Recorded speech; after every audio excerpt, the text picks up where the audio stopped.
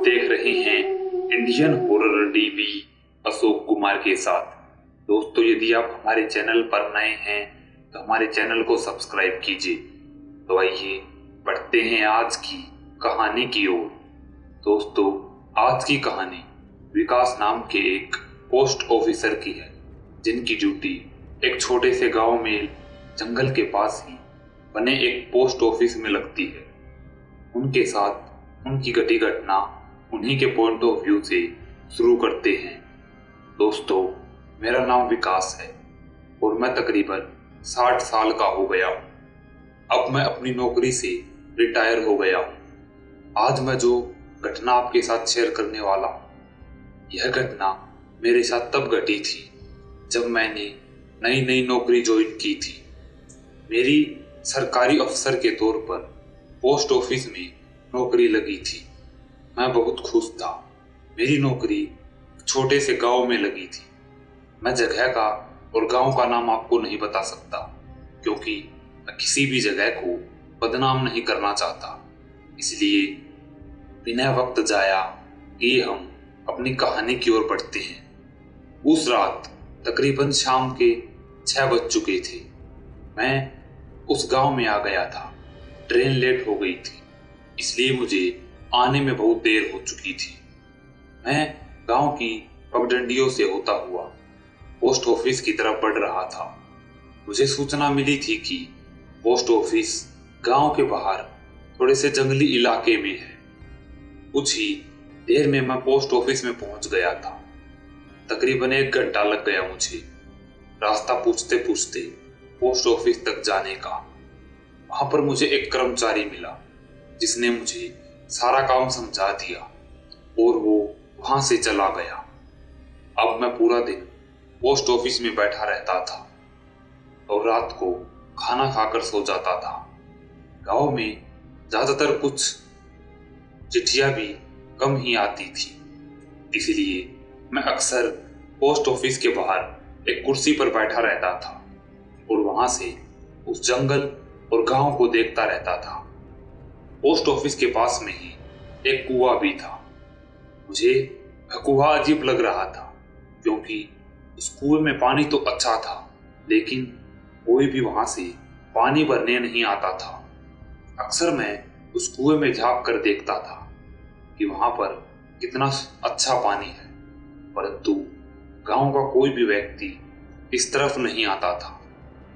1-2 बार मैं गांव में भी चक्कर लगाकर आ जाता था और गांव वालों से चौपाल पर बैठे कुछ लोगों से अक्सर थोड़ी बहुत देर बातें कर लिया करता था और उनसे गांव के बारे में पूछता था।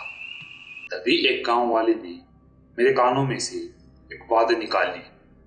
उसने मुझसे कहा कि कुछ भी हो जाए, रात के वक्त तुम्हें कोई भी किसी के भी पायल की या बोलने की आवाज सुनाई दे तो बाहर मत जाना, खासकर उस कुएं की ओर। मैं अक्सर हैरान रहता था कि आखिर ये लोग ऐसा क्यों कहते हैं। आखिर ऐसा क्या है उस कुएं के पास। एक रात मैं पोस्ट ऑफिस के अंदर ही सोया हुआ था। तकरीबन रात के 12 बजे अचानक से कुछ गड़गड़ाहट के कारण मेरी आवाज मुझे कानों में पड़ रही थी, जैसे कि कोई मुझे पुकार रहा हो। मेरी इस शोर के कारण नींद खुल गई। जब मैंने घड़ी में टाइम देखा तो रात के 12 बजे हुए थे। मैं खड़ा हो गया और अपने पास रखे मटके से पानी पीने लगा, परंतु मेरे मटके का पानी खत्म हो चुका था। मैं पानी को देख ही रहा था कि इतने में ही मुझे किसी की पायल खनखनाने की आवाज सुनाई देने लगी। पास ही में एक खिड़की थी। उस तरफ जाकर मैंने देखा तो मैं हैरान हो गया। एक औरत जो कि लहंगा पहने हुए थी, उस कुएं से पानी खींच रही थी।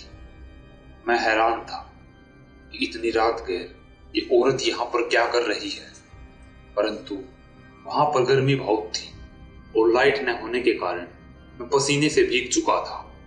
मुझे प्यास भी बहुत लगी हुई थी, इसलिए मैंने पोस्ट ऑफिस का दरवाजा खोला और बाहर की ओर जाने लगा। जैसे ही मैं बाहर निकला, एक ठंडी हवा ने मेरे मन को मदहोश कर दिया। बाहर काफी अच्छी हवाएं चल रही थी। अंदर तो मुझे घुटन महसूस हो रही थी। मैं धीरे धीरे अपने कदमों को बढ़ाता हुआ उस लड़की के पास जाने लगा। मैंने जाकर देखा तो वह लड़की यहीं कोई 25 से 30 साल की होगी। मैंने उससे कहा, क्या मुझे आप थोड़ा पानी पिला सकती हैं? जैसे ही मैंने उसे यह कहा, वह औरत ने पानी खींचना बंद कर दिया और वह मेरी ओर देखने लगी। उसने घूंघट कर रखा था। कुछ देर तक तो वह मुझे ऐसे ही देखती रही, परंतु उसने कुछ नहीं बोला। मैंने एक बार फिर से कहा कि क्या आप पानी पिला सकती हैं? उसने धीरे से अपनी गर्दन को हाँ में हिला दिया और मैंने अपने हाथों को आगे बढ़ाया और अपने मुंह से लगा लिया। वह औरत बाल्टी का पानी मेरे मुंह में उड़ेलने लग गई और मैं उस कुएं का ठंडा ठंडा पानी पीकर अपनी प्यास बुझाने लगा।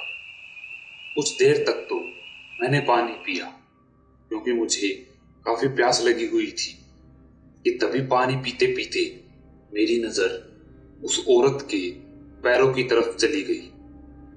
उस औरत के पैरों को देखकर तो जैसे मानो मेरा गला फिर से सूख गया हो।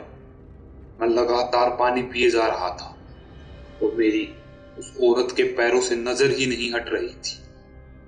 बाहर इतनी ठंडी हवाएं चल रही थी, लेकिन फिर भी मैं पसीने से बिल्कुल भीग चुका था क्योंकि उस औरत के पैर उल्टे थे। उस औरत के उल्टे पैर देखकर मैं बहुत ज्यादा डर गया था। और यही नहीं, उसके पैर ऐसे फूले हुए थे कि जैसे मानो बहुत समय से पानी में ही पड़ी हो। मैंने धीरे धीरे अपनी नजरों को ऊपर की ओर उठाना शुरू किया और उस औरत के मुंह की तरफ देखने लगा। जैसे ही मैंने उसके चेहरे की तरफ देखा तो कुछ ही देर में एक हवा के झोंके ने उसके घूंघट को उसके चेहरे से हटा दिया। उसका चेहरा देखकर तो मेरे रोंगटे खड़े हो गए थे क्योंकि उसका चेहरा बेहद ही भयानक था और ऐसा लग रहा था कि मानो पानी में रहने के कारण फूल चुका हो। वह औरत मुझसे धीरे से बोली, आपकी प्यास बुझ गई बाबू। उस औरत की आवाज सुनकर मैं 2 कदम पीछे गिर गया और पसीने से हांफता हुआ उस औरत को देखने लगा। वह औरत अभी भी उस बाल्टी को, उस पानी को नीचे उड़ेल रही थी। उसने उस बाल्टी को फिर से कुएं में डाला और पानी खींचने लग गई। मैं डरा सहमा बस उस औरत की यह हरकत देख रहा था। उस औरत ने मटके को भरा और उसे उठाकर वहां से जाने लग गई। मैं तो बस बेहाल सा पड़ा उस औरत को देख रहा था।